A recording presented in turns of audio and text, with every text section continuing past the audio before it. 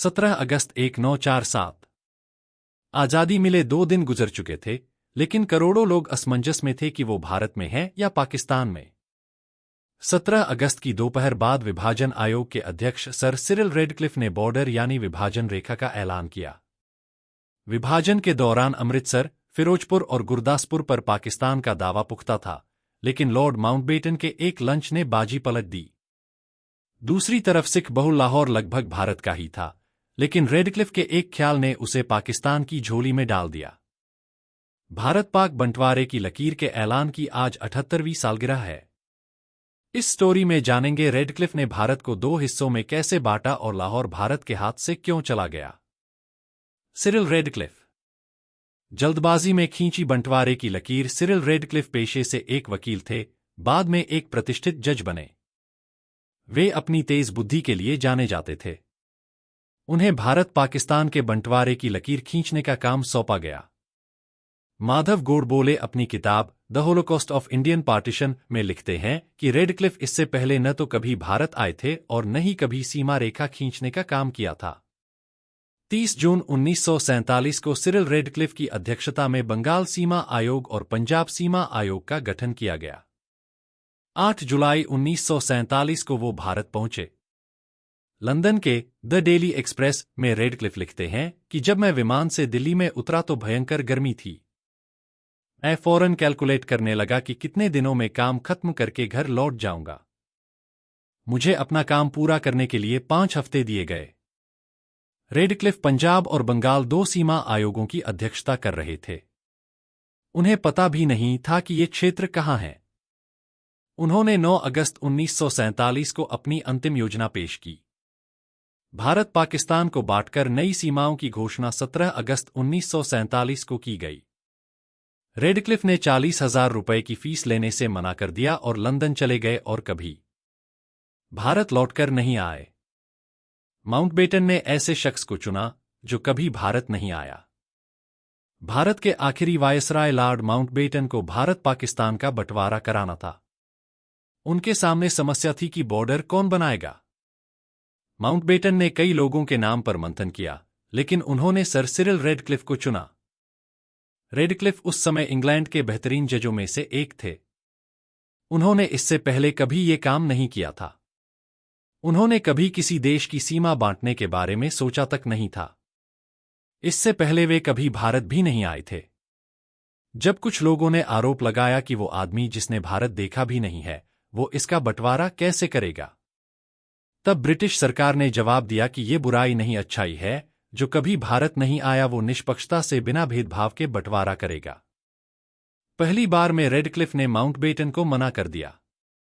Radcliffe ने एक interview में बताया था कि जब मेरी मुलाकात माउंटबेटन से हुई तो मैंने डिकी से कहा कि ये बेवकूफ़ी भरा आइडिया कहाँ से ले आए हो। न मैं जिन्ना से मिल पाऊंगा न नेहरू पटेल से। नेताओं से बात किए बिना कोई कैसे बंटवारा कर सकता है। उस पर तुम चाहते हो कि 5 सप्ताह में 15 अगस्त के पहले मैं तुम्हें भारत पाक का विभाजन करके भी दे दूं। ये कैसे संभव होगा? डिकी, तुम जिस बंटवारे की बात कर रहे हो वह प्रैक्टिकली पॉसिबल नहीं है। मुझे माफ करो, मैं इसे नहीं कर पाऊंगा और न ही इसे करने के लिए मेरे पास समय है। माउंटबेटन का उनके करीबी लोग और परिवार वाले डिकी कहा करते थे। रेडक्लिफ माउंटबेटन के पुराने दोस्तों में से एक थे। आखिरकार बंटवारे की लकीर खींचने को राजी हुए रेडक्लिफ। सिरिल रेडक्लिफ के मुताबिक, मैंने डिकी, माउंटबेटन से कहा कि मैं ही क्यों, ये काम तुम किसी और से करा लो, लंदन में और भी लोग हैं। फिर मुझे तो भूगोल समझता भी नहीं है। मैं एक वकील हूं, नहीं कभी भारत गया हूं। हालांकि माउंटबेटन अड़े रहे और मैं मान गया। रेडक्लिफ बताते हैं, दूसरे विश्व युद्ध में इंग्लैंड लगभग कंगाल हो चुका था। वह लंदन का भार उठाने में कराह रहा था। ऐसे में वे किसी भी तरह से तेजी से भारत से अलग होना चाहता था। मैंने अपने देश के लिए बस अपना काम किया। अगर वहां बंटवारे के कारण दंगे हुए लोग मारे गए तो इसमें मेरा कोई दोष नहीं है।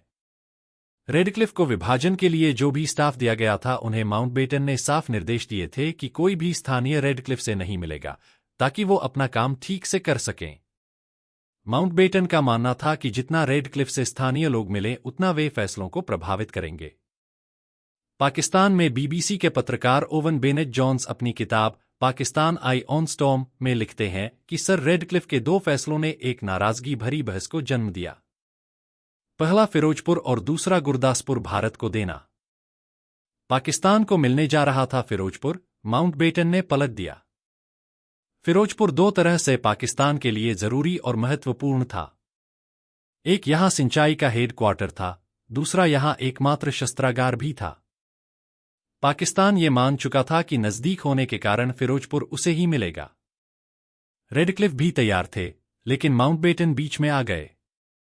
रेडक्लिफ के पर्सनल सेक्रेटरी रहे क्रिस्टोफर ब्यूमोंट ने 1989 एक आर्टिकल में बताया था कि जब माउंटबेटन को पता चला कि फिरोजपुर पाकिस्तान जा रहा है तो उन्होंने रेडक्लिफ के साथ लंच फिक्स किया। ये लंच उसी दिन रखा गया। हालांकि इसका कोई रिकॉर्ड नहीं है। माउंटबेटन ने रेडक्लिफ को बातों ही बातों में जता दिया कि फिरोजपुर को भारत का हिस्सा होना चाहिए। अगर वे इसे पाक को देने का मन बना रहे हैं तो उन्हें अपने फैसले पर फिर विचार करना चाहिए, बल्कि बदल देना चाहिए। लंच खत्म हुआ और माउंटबेटन वायसराय हाउस आ गए। रेडक्लिफ को लगा कि माउंटबेटन सही कह रहे हैं। शाम होते होते रेडक्लिफ ने अपना फैसला बदला और संदेश भिजवाया कि फिरोजपुर भारत का हिस्सा होगा। इस बात का खुलासा एक नक्शे से हुआ जो रेडक्लिफ ने 8 अगस्त 1947 को पंजाब के आखिरी गवर्नर सर इवान जेनकिंस को भेजा था। नक्शे में दिखाया गया कि फिरोजपुर पाकिस्तान का हिस्सा है। ये नक्शा 1948 में सामने आया जब सर इवान जेनकिंस की तिजोरी खोली गई।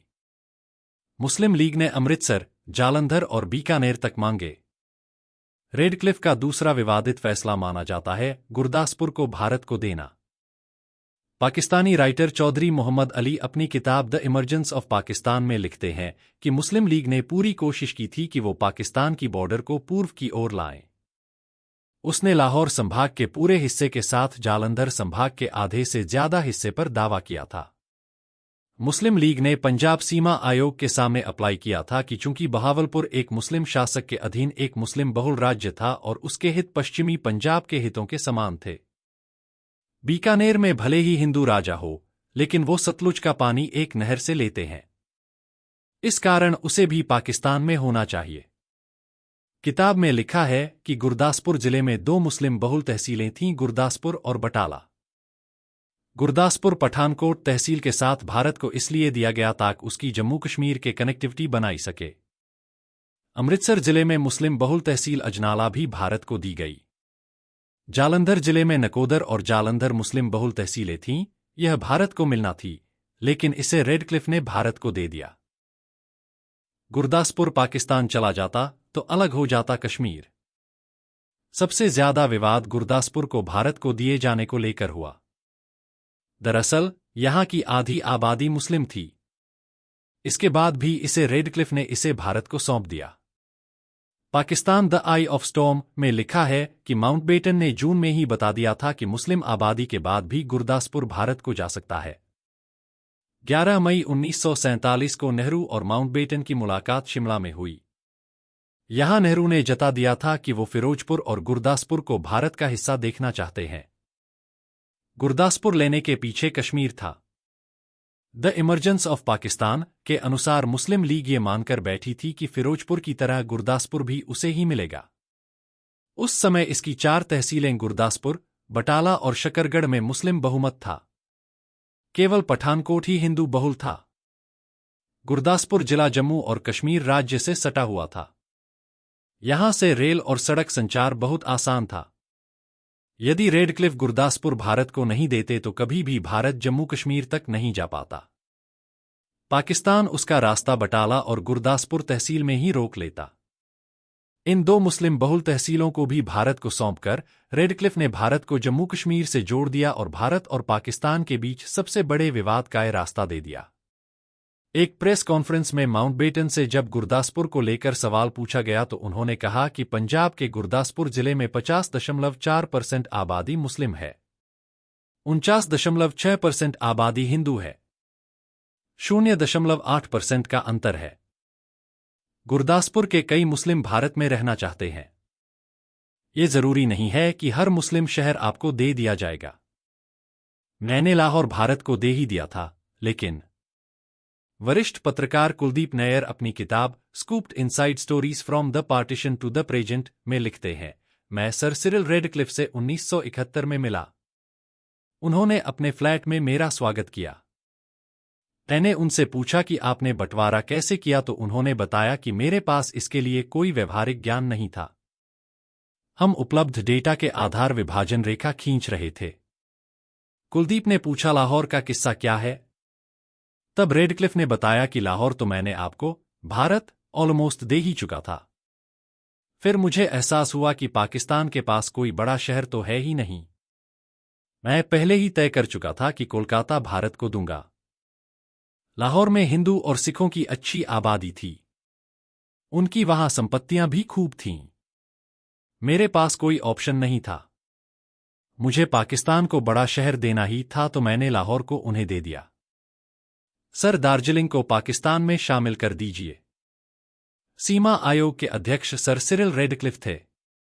उनके अलावा 4 और मेंबर थे। इनमें भारत से मेहरचंद महाजन और तेजा सिंह थे। पाकिस्तान से दीन मोहम्मद और मोहम्मद मुनीर थे। बंटवारे का पूरा प्रोसेस कई मामलों में काफी कैजुअल था।